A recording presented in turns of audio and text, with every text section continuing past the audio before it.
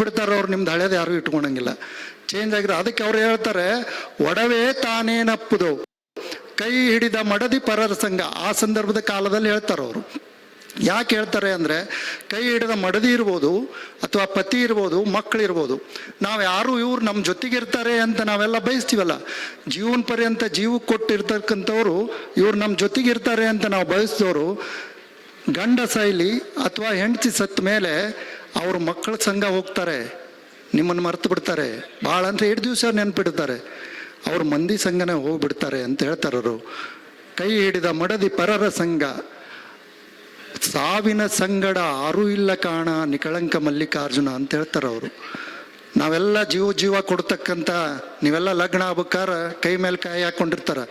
7 ಜನ್ಮಕ್ಕೂ ಇವರ ಪತಿ ಆಗಿರಲಿ ಇವರ ಹೆಂಡತಿ ಆಗಿರಲಿ ಅಂತ ನಿಮಗೆ ಲಗ್ನದಾಗ ಭಾಷೆ ತೊಗೊತಾರಿಲ್ರಿ. ಮತ್ತು 8ನೇ ಜನ್ಮಕ್ಕೆ ಏನು ಮಾಡ್ಬೇಕು? 7 ಜನ್ಮ ಅಷ್ಟ ಸಾಕ?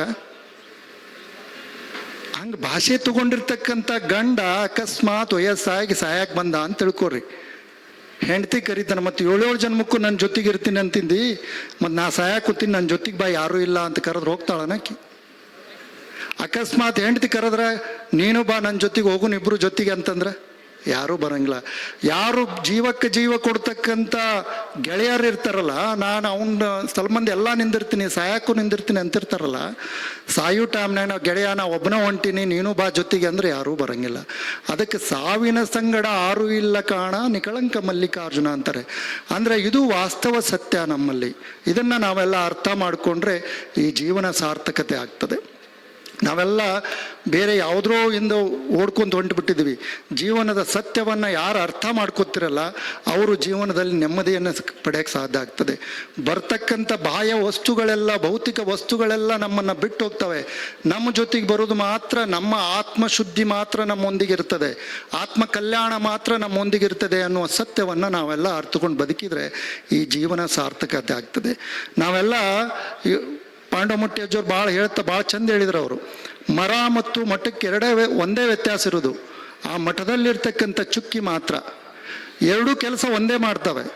ಮರ ಈ ಜಗತ್ತಿಗೆ ಬೇಕಾಗಿರ್ತಕ್ಕಂಥದ್ದು, ಮಠನೂ ಜಗತ್ತಿಗೆ ಬೇಕಾಗಿರ್ತಕ್ಕಂಥದ್ದು. ಮರ ಏನು ಮಾಡ್ತದೆ ಅಂತಂದರೆ ನಮಗೆ ಆಕ್ಸಿಜನ್ನನ್ನು ಕೊಡ್ತದೆ, ಇಂಗಾಲ ಡೈಆಕ್ಸೈಡನ್ನು ತಗೊಂಡು ನಮಗೆ ಆಕ್ಸಿಜನ್ ಕೊಡ್ತದೆ, ಹೂವನ್ನು ಕೊಡ್ತದೆ, ಹಣ್ಣನ್ನು ಕೊಡ್ತದೆ, ನೆರಳನ್ನು ಕೊಡ್ತದೆ. ಅಲ್ಲಿ ಯಾಕೆ ಪಾಯಿಂಟ್ ಇಲ್ಲ ಅಂತಂದರೆ ಅದು ವ್ಯಕ್ತಿಯನ್ನು ಪೋಷಣೆ ಮಾಡುವಂಥ ಗಿಡ ಅಲ್ಲ. ಆದರೆ ಮಠದಲ್ಲಿ ಯಾಕೆ ಪಾಯಿಂಟ್ ಇದೆ ಅಂತಂದರೆ, ಮಠದಲ್ಲಿ ಪಾಯಿಂಟ್ ಇರ್ತಕ್ಕಂಥದ್ದು ಯಾರು ಅಂತಂದ್ರೆ ಅವರು ಸ್ವಾಮಿಗಳು ಅಂತ. ಆ ಕಟ್ಟಡ ಏನು ಮಾಡ್ತದೆ ಕೆಲಸ ಅಂದರೆ, ಆ ಮಠ ಒಂದು ದಾಸೋಹ ಭವನ ಕಟ್ತು ಅಂದ್ರೆ ಅಲ್ಲಿ ಗಿಡದಲ್ಲಿ ಹೂ ಬಿಟ್ಟಂಗೆ ಒಂದು ದಾಸೋಹ ಭವನ ಹುಟ್ಟುತ್ತದೆ. ಒಂದು ಶಾಲೆ ಆಯಿತು ಅಂತಂದ್ರೆ ಅದರಲ್ಲಿ ಹಣ್ಣು ಬಿಟ್ಟಂಗೆ ಇದರಲ್ಲಿ ಹಣ್ಣು ಬಿಡ್ತದೆ. ಯಾವ ಗಿಡ ನೀವೆಲ್ಲ ತೆಂಗು ಬೆಳಿತೀರಿ, ಅಡಿಕೆ ಬೆಳಿತೀರಿ, ಯಾವುದರ ತೆಂಗಿನ ಗಿಡ ತನ್ನ ನೀರನ್ನು ತಾನ ಕುಡ್ದದ ಅನ್ನೋದು ನಮಗೆ ಕೊಟ್ಟದೆ, ಜಗತ್ತಿಗೆ ಕೊಟ್ಟದಲ್ಲ. ಫಲೋಪಕಾರಾರ್ಥಂ ಇದಂ ಶರೀರಂ ಅಂತ ಹೇಳ್ತಾರೆ. ಅವು ಗಿಡಗಳು ಏನು ಮಾಡ್ತವೆ ಅಂದರೆ ಜಗತ್ತಿಗೆ ಕೊಡಬೇಕು ಅಂತಲೇ ಮಾಡ್ತವೆ ಅಂತೆ. ಅಂಥ ಕೆಲಸವನ್ನು ಮಠಗಳು ಮಾಡ್ತವೆ. ಮಠ ಏನು ಮಾಡ್ತದೆ, ಇವತ್ತು ಕಟ್ಟಡ ಆಗ್ಯದ, ದಾಸೋಭವನ ಆಗಿದೆ, ವಿದ್ಯಾರ್ಥಿ ನಿಲಯ ಆಗಿದೆ, ಶಾಲೆ ಆಗಿದೆ ಅಂತಂದ್ರೆ ಯಾರಿಗಾಗಿ ಆಗಿದ್ದಾವೆ ಅಂತಂದ್ರೆ ನಮಗಾಗಿ ಆಗಿದ್ದಾವೆ, ಸಮಾಜಕ್ಕೆ ಆಗಿದೆ.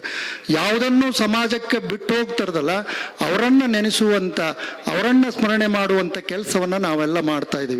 ಇವತ್ತು ಚಂದ್ರಶೇಖರ ಮಹಾಸ್ವಾಮಿಗಳು ಹಾಕಿಟ್ಟಿರ್ತಕ್ಕಂಥ ಬುನಾದಿಯಲ್ಲಿ ರುದ್ರಮುನಿ ಮಹಾಸ್ವಾಮಿಗಳು ಬಹಳ ಸುಂದರವಾಗಿ ಈ ಮಠವನ್ನು ನಡೆಸಿಕೊಂಡು ಈ ಸಮಾಜಕ್ಕೆ ಒಂದು ದೊಡ್ಡ ಆಸ್ತಿಯನ್ನು ಮಾಡಿಕೊಟ್ಟು ಹೋಗುವಂಥ ಕೆಲಸವನ್ನು ಮಾಡ್ತಾ ಇದ್ದಾರೆ.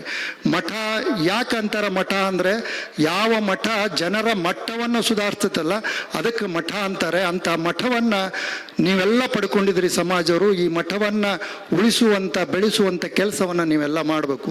ಈ ಸಮಾಜದಲ್ಲಿ ನಾವೆಲ್ಲ ಬೆಳೆದ ಮೇಲೆ, ನಮಗೆಲ್ಲ ಗಳಿಸ್ಕೊಂಡ ಮೇಲೆ ಈ ಸಮಾಜಕ್ಕೆ ಹೊಳಿ ಕೊಡಬೇಕಾಗ್ತದೆ.